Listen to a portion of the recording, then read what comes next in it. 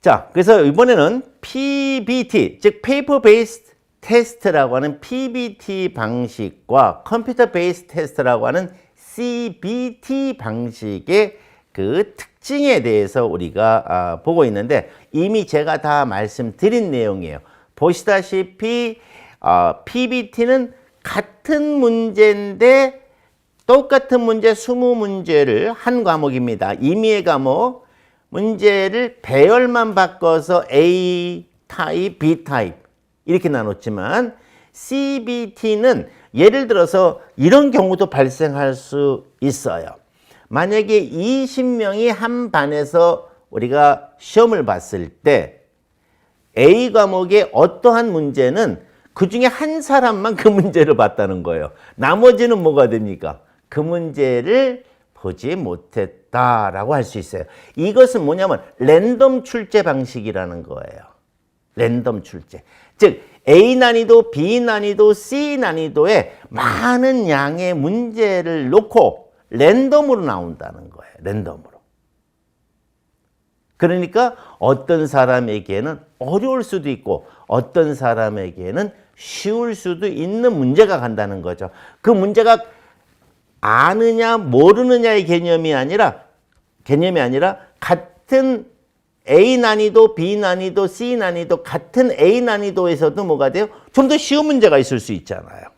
그러한 것이 된다. 그러다 보니 그걸 운이라고도 하고 뭐 운빨이 있어야 된다 뭐 이렇게도 할 수 있겠지만, 그 얘기는 역으로 무슨 얘기냐? 포괄적 공부를 해야 된다 하는 거예요.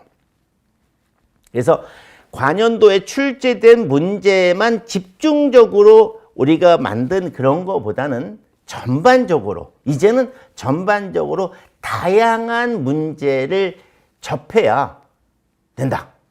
그래야 우리가 이 CBT 방식에서 살아남을 수 있다. 이런 이야기를 말씀드릴 수가 있겠습니다. 그 다음에 여기 맨 밑에 보게 되면 그 신규 문제가 약 한 3문제 정도가 들어오게 된다라고 얘기를 하는데, 이 신규 문제에 대해서는 그렇게 어렵게 생각하지 않으셔도 됩니다. 역시 신규 문제라고 해도 난이도가 높은 C 난이도가 들어오는 게 아니고, C 난이도일 것도 있고 B 난이도에 해당하는 것도 있고 하기 때문에 우리가 너무 신경 안 쓰셔도 되고요. 한 가지 또 아까 말씀드린 것 중에서 시험 자체는 지금 보시니까 뭐예요? 상대평가예요? 절대평가예요? 상대평가가 아닌 절대평가잖아요. 그런데도 여러분들은 공부를 뭐가 돼요? 상대평가식으로 한다. 그 말이 무슨 뜻인지 제가 말씀드릴게요. 공부를 너무 어렵게 한다는 거예요. 네? 네. 그래서 그런 부분들을 갖다가 우리 강의하시는 분들이 그런 것을 여러분들의 부담을 줄여주기 위해서 그렇게 어렵게 수학적 개념은 적용하지 않는다. 그 과정을 공식을 유도하는 거는 약간의 뭐가 됩니까? 강의이기 때문에 유도를 살짝 할 수는 있어요. 저 같은 경우는 전혀 안 합니다. 네. 하지만 그 유도하는 과정은 무시를 해라. 결과적인 공식을 가지고 얼만큼 잘 활용하느냐. 자, 예를 들어서 우리가 너트를 풀을 때 스패너가 필요하다고 하야죠. 너트를 풀을 때 드라이버가 필요한 건 아니잖아요. 네. 그러면 우리는 너트를 풀 때 뭐가 필요하죠? 스패너. 이것만 알면 되는 거예요. 그 스패너에 크롬의 함유량이 얼마요? 철이 몇 %요? 몇 도에서 얘를 갖다가 뭐가 됩니까? 냉각을 시켜야 돼요. 이런 걸 할 필요가 없다 그런 얘기입니다. 그게 공식을 만들어 나가는 과정은 필요가 없고, 이 공식은 어떤 경우에 사용하느냐, 어디에 적용하느냐, 이것을 우선적으로 알아야 한다. 이 말씀을 드리고 싶은 거예요. 자, 그래서 최근 10년간에 대한 분석을 한번 해봤습니다. 여러분이 보시는 것처럼 지금 여러분이 보실 때 이쪽에 왼쪽에 있는 것은 기사, 그 다음에 오른쪽에 있는 것은 산업 기사에 대한 형태고요. 거기에 그 벡터, 진공 중에 정전계, 정전 용량, 이건 전기 자기하게 해당하는 것만 보여드리는 건데 거기에 뭐가 됩니까? 총 10년이니까 한 예를 들어보자 그런 이야기입니다. 자, 전기기사의 전기 자기하기예요. 그럼 몇 문제죠? 20문제예요. 자, 20문제니까 1년에 3번을 봐요. 그럼 얼마가 돼요? 60문제죠. 이거를 10년치를 모았어. 그럼 600문제야. 그럼 600문제 중에서 벡터가 총 몇 문제 나왔어요? 6문제가 나왔어. 예. 그러면 600문제 중에 6문제가 나왔으니까, 자, 이번에 이 장은 출제율이에요. 출제율이 얼마 나왔어요? 벡터를 보세요. 1 나왔죠. 예. 자, 그러면 다시 거꾸로 가서 이와 같이 각각의 문항수를 만들어 놓고 분석을 저희가 다 했다는 거예요.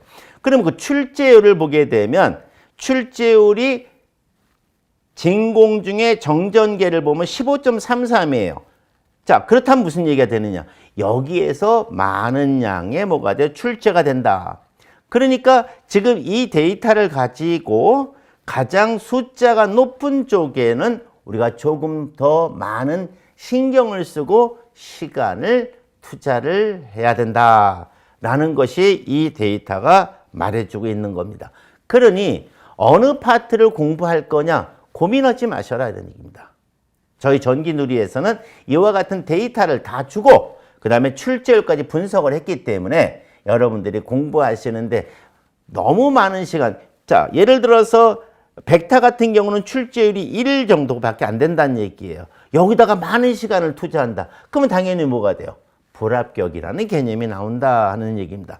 이러한 데이터를 가지고 여러분들에게 합격할 수 있게끔 우리가 도와주고 있다 하는 거예요. 자, 그 다음에는, 자, 이번 장에는 PCT하고 CBT에서의 문제의 문항 출제수를 한번 본 거예요. 자, 그렇다면 먼저 뭐가 돼요? 벡터, 진공중, 정전계, 여기에서 1, 출제율이 1, 15.3 이렇게 돼갔죠. 자, 그런데 6번을 보세요. 6번의 전류에 보게 되면 출제율이 7이고 문항수가 1인데 같은 출제율인데 CB2로 가니까 졸제 몇 문제가 돼버렸어요? 3문제가 된 거예요. 네. 자, 이 의미가 무슨 뜻일까요?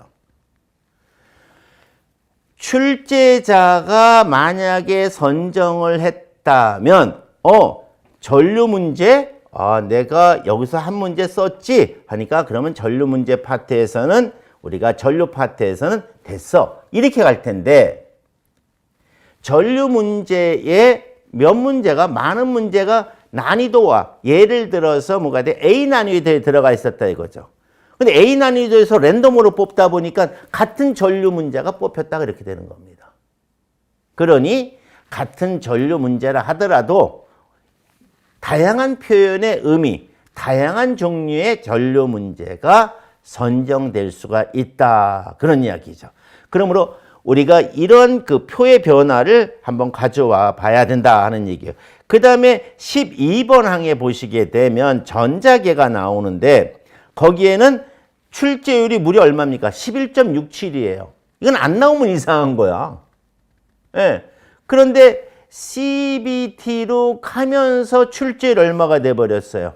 0이 돼버렸죠? 그러니까 이건 복불복이라는 거야. 예. 랜덤 방식이기 때문에. 만약에 출제위원이 뽑았다고 한다면 반드시 나오는 거죠. 그런데 랜덤 방식에 의해서 나왔다. 이렇게밖에 볼 수가 없다. 그러므로 이제는 어디서 뭐가 튀어나올지 몰라요.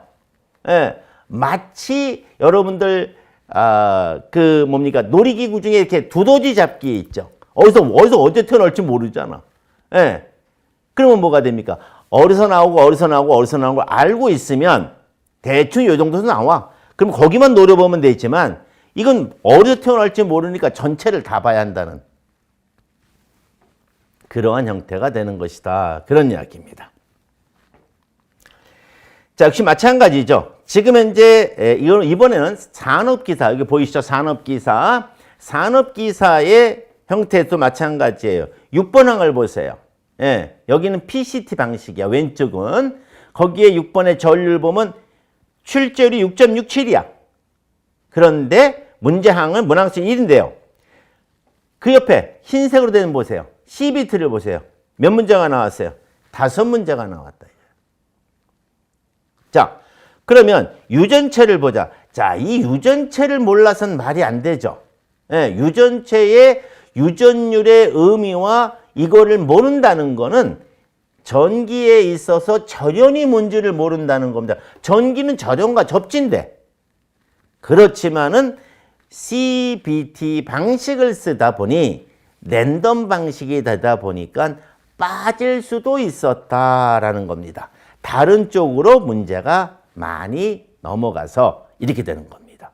그래서 이러한 부분들을 가지고 우리가 이런 분석을 하고 싶어요. 이제는 시험은 다 분석입니다. 분석. 네.